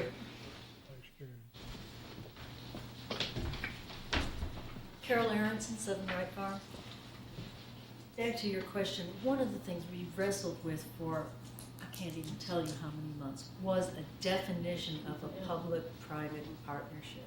And I don't recall if, when you did your memo, if you really had that definition in there. And what we kind of found was that that became the crux. Well, when you're sitting there, because we went through this whole thing of CPA funds for this and that, and so I guess I would urge you, if you're going to pick this up again, to at least go back and look at how we define the definition. You know, change it if you want, okay? I mean, it was confusing as can be, but it was really important for us to, every time we came around to one of these things, to come back and say, does this really fit our definition? All right? So that's all I have. So you drew the box that we didn't do in giving you the We had to, because we were going crazy, okay? Because we would argue about CPA fund. No, we needed that. So I'm just saying, 'cause our definition, you know, was pretty simple, but I would just urge you to, if you're gonna pick this up again, to try to start with that, and if you change it, great, okay? But That's good advice. you totally had to have a box, and every time we went back. Thank you. Thank you. Yeah, I think then we're probably ready to move on to public comments. Anybody who has comments who hasn't already made them. Otherwise, now we can go, oh yeah, come forward, please.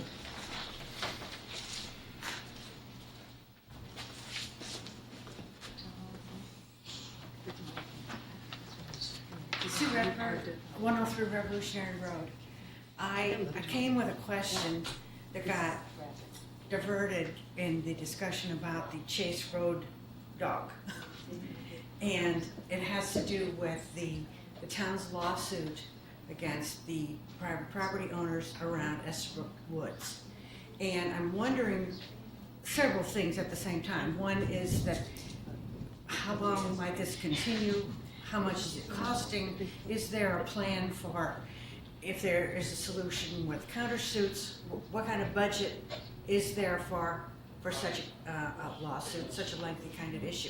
But then, talking about this dog, and I don't know this dog, and I don't have a dog in this fight, there was a lot of compassion stated for the dog, okay? I don't want to beat the dog or euthanize the dog if it's not necessary, but it seems to me that there's been a lot of effort put into letting this kind of work itself out in a even gentlemanly way with this gentleman who owns the dog. And then I find tonight that, and I didn't know this earlier, that he is not a homeowner, he is a tenant. And the people that are involved in the lawsuit with the town are homeowners, and many of them are in a very high tax bracket.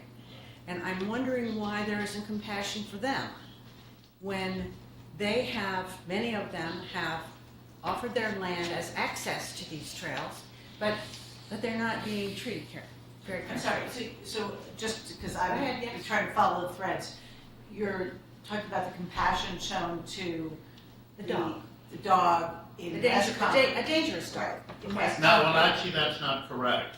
The dog was not determined to be a dangerous dog. The dog was determined to be a nuisance dog. I thought the dog had bitten people.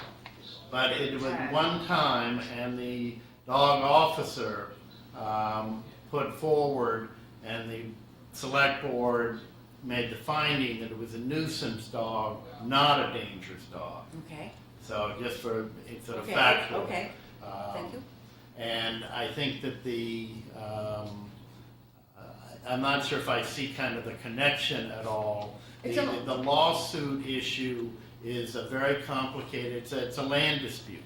Right. It doesn't have something to do with anything other than access on a path that one point was a county road that was then abandoned, and the question was, then does the town have the ownership of it or the right to determine access over it, or do the abutters?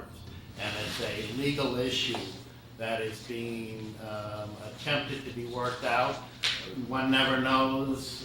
It takes two to make an agreement. We're making efforts, and time will tell. Okay, so you see it as a black and white issue.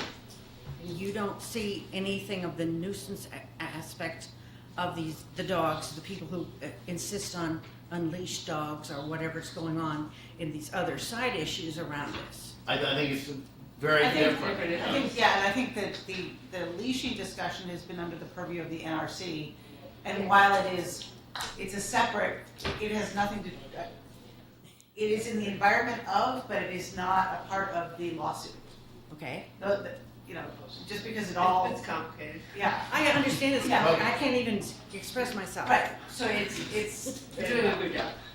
But the West Concord case, there was a legal definition of a nuisance dog. versus a dangerous dog. Versus a dangerous dog. While some of the abutters may, in their mind, find Shoot, I'm some of sure the of dogs that go by their property or on their property to be a nuisance, there's not a determination, nor has there been an effort to make a determination that they are So in it's fact two different- legally Yeah. exactly a nuisance dog. Right. So it's a.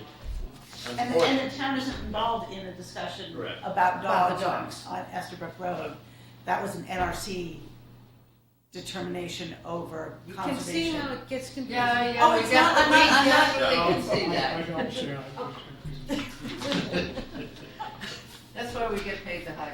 I understand that. So I hope we helped. Okay, thank you very Thank much. you. Thank you. Okay, any other? Yes. Yes. Carol Lawrence and Southern Right Farm. Estabrook Road has nothing to do with the NRC. Estabrook Road, yes, but the. You just said Estabrook Road is No, under the I was talking NRC. about the dogs on leash, the leashing of dogs, which is at Pungatasset, which was an NRC determination. Right, but you just said Estabrook Road was NRC, so that's all I I wanted to. apologize, I was thinking about the Estabrook Woods. Okay, we've cleared that up, and we're moving along now to liaison reports.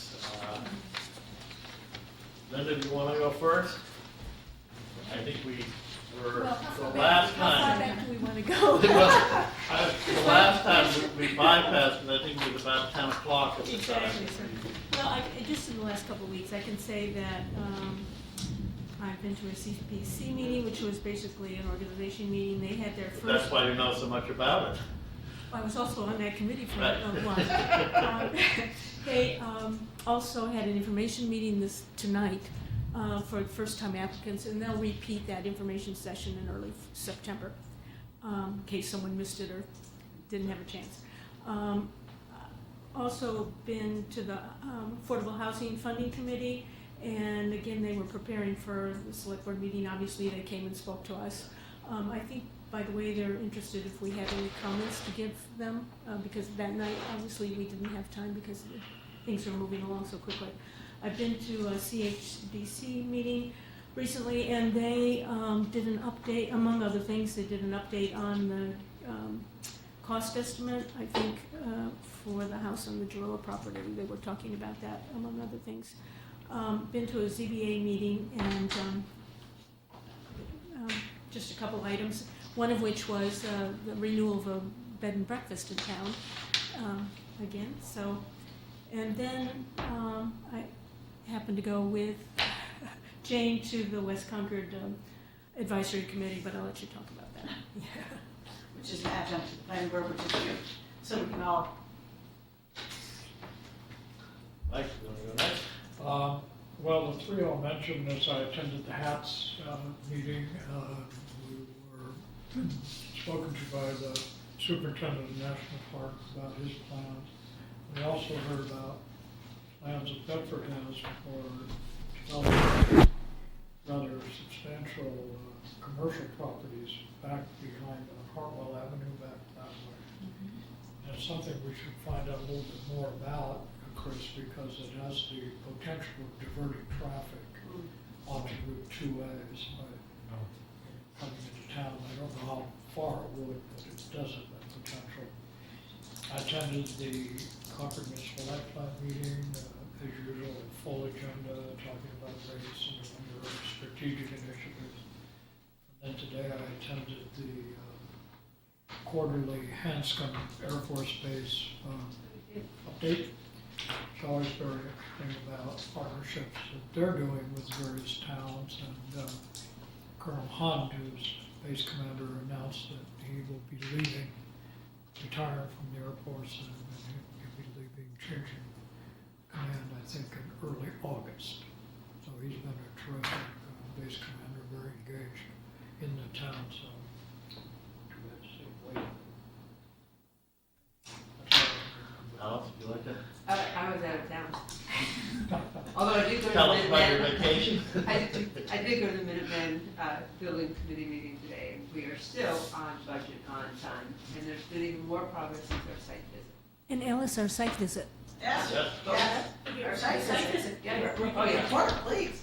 We also had a site visit of the school and construction, and a lot has been done since that was 2 weeks ago.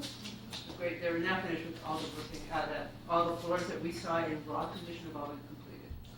The interesting thing is they had already pre-purchased the Canadian steel, so they were all set to knock Wow. Thinking ahead. The whole approach to building was very unusual, which they have been able to construct this project in increments without having 100% design complete. So it allowed them to advance the project, and the school will be ready on budget a year early. And what a phenomenal site it is. And thank you for putting that together, Alice. It seems like it was a long time ago, and it really wasn't. I think it was.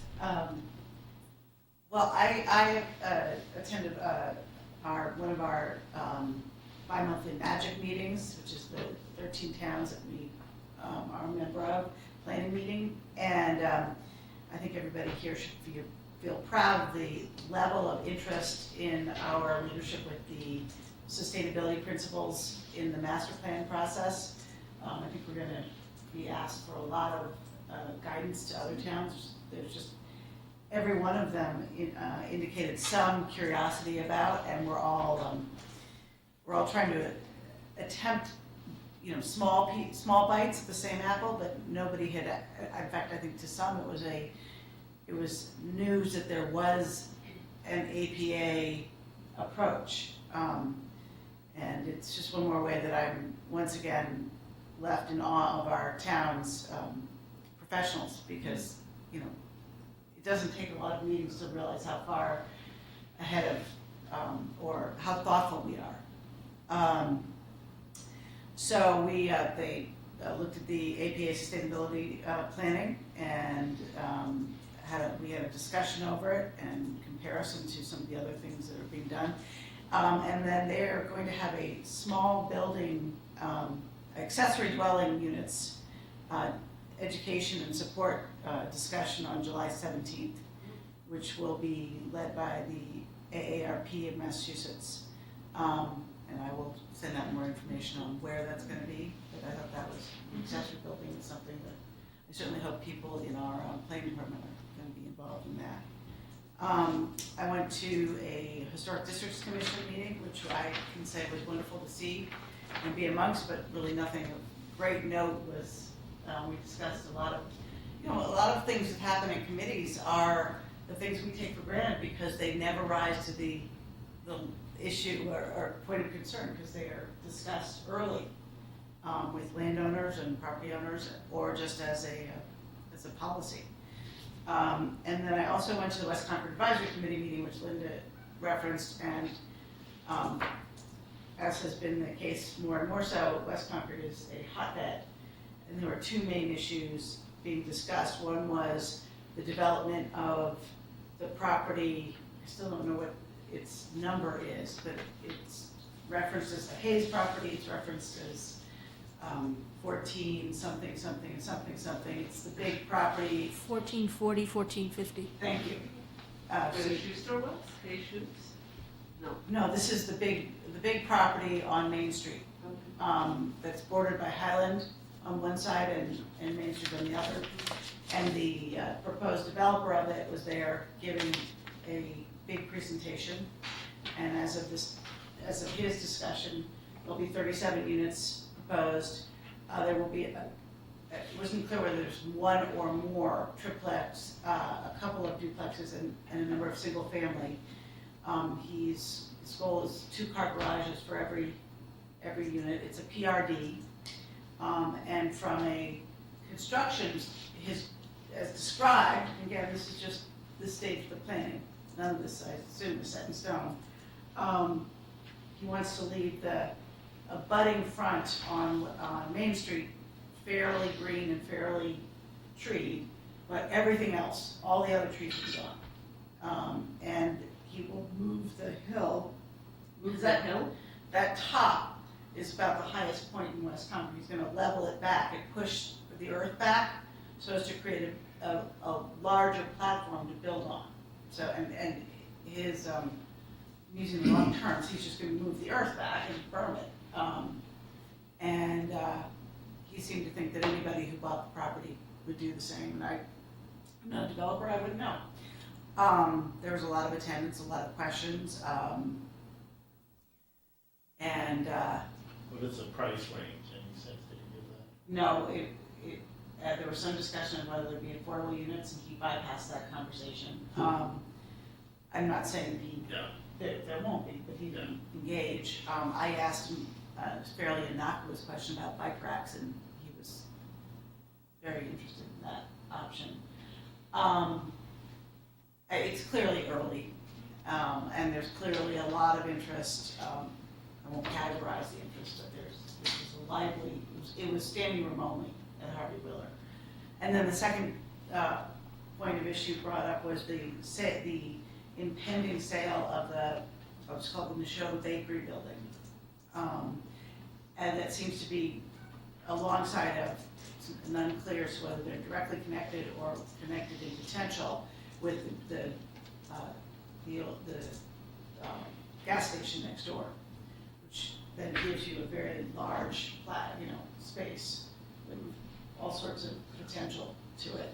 And there was a very large discussion over trying to come up with an effort to exercise Neshoba Bakery's right of first refusal and get in front of the sale so as to retain some of what I would have called village scale and character when I was on the West Concord Advisory Committee.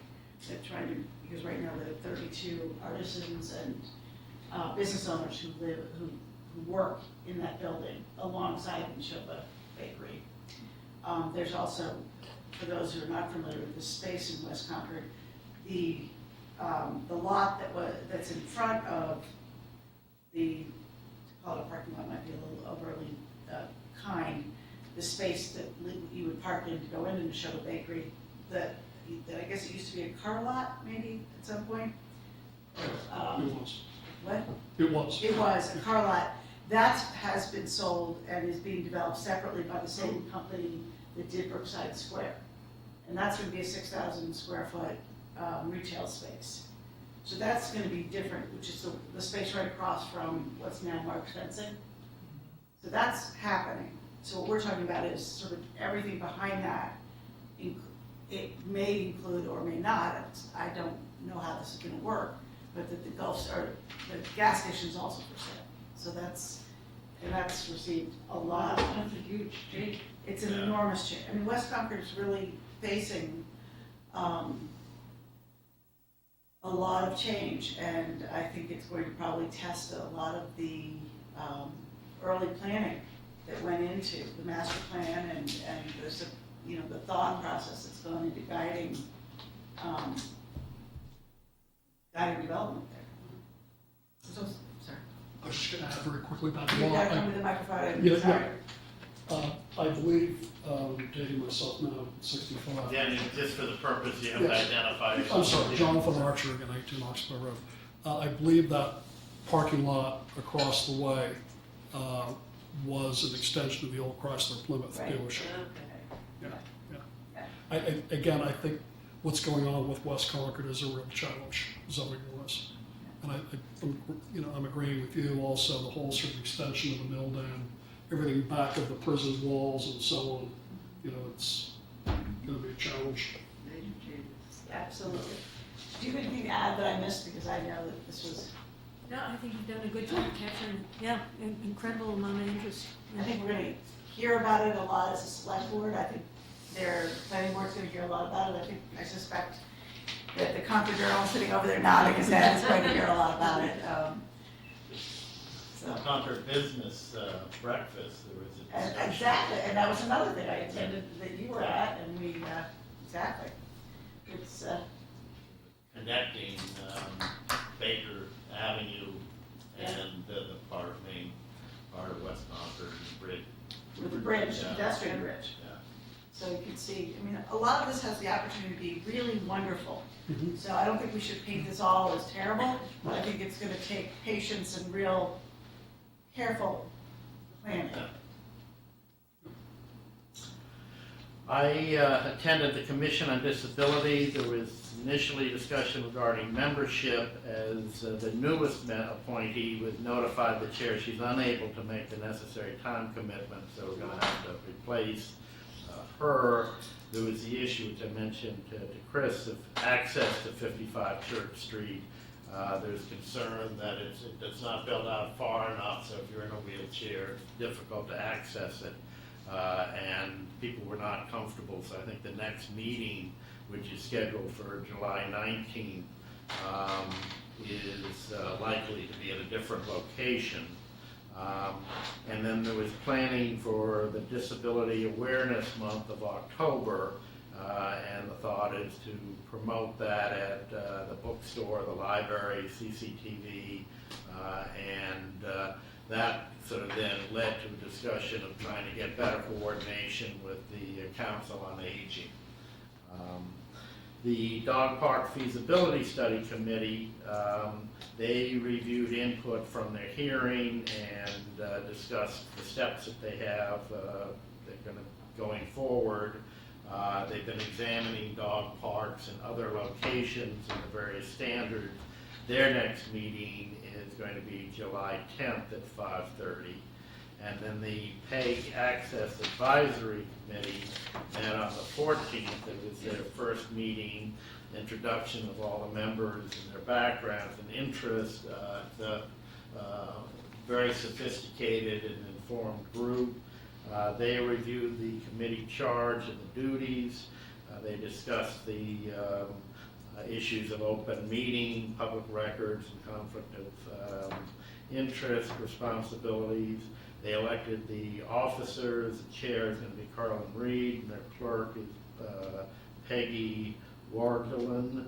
And there was a discussion of their outreach and whether to do a survey. Their next date is going to be July 9th at 2 p.m. and then also August 15th at 9:30 a.m. Those were general. They got off to a good start, I think, and it'll be an interesting committee. So I guess we now, miscellaneous correspondence. I already mentioned there was quite a lot of correspondence regarding Verizon. I don't know if people, other correspondence or anything miscellaneous people would like to raise. Otherwise, I guess we can go on to the nominations. Let's see, we have a few nominations, one nomination for appointments. I nominate Vincent Carlson of 34 Everett Street to the Affordable Housing Funding Committee. We have a couple other ones that we'd like to add to. Are the nominations? Nominations. There are others. Yeah, just last minute ones that were left off. That we just got green cards for. Nicole Palmer, 1771 Main Street, for the Concord, yes, the Concord Housing Development Corporation. That's the nomination? Yes. Are there others that just those Krista Collins to Junction Village Open Space Task Force. It's recommended from Marcia. You got the green card. You can put that in that nomination too. This is the first one. Marcia also forwarded an email from Joan Ferguson expressing her interest and Liz Rust. So those are two members that we could add. So the three, Krista Collins, Joan Ferguson, and Liz Rust, we could nominate to the Junction Village. And Marcia's, anxious to get that thing started as well. So Chris. Yeah. Yeah. So, is that it on the nominations that we don't know about? Yeah, these are just late breaking ones, so. Yes. Late breaking nominations. Yep. And we have a committee appointment. Move to appoint Melissa Saltfield of 7 Concord Green, number 7, to the Community Preservation Committee as the Historical Commission designate for a term to expire May 31st, 2020. Second. All those in favor? Aye. There's some committee reappointments. Move to reappoint Jerry Evans of 1844 Main Street to the Concord Housing Development Corporation for a term to expire May 31st, 2021. Carrie LaFleur, Finance Director, to the Retirement Board for a term to expire May 31st, 2021.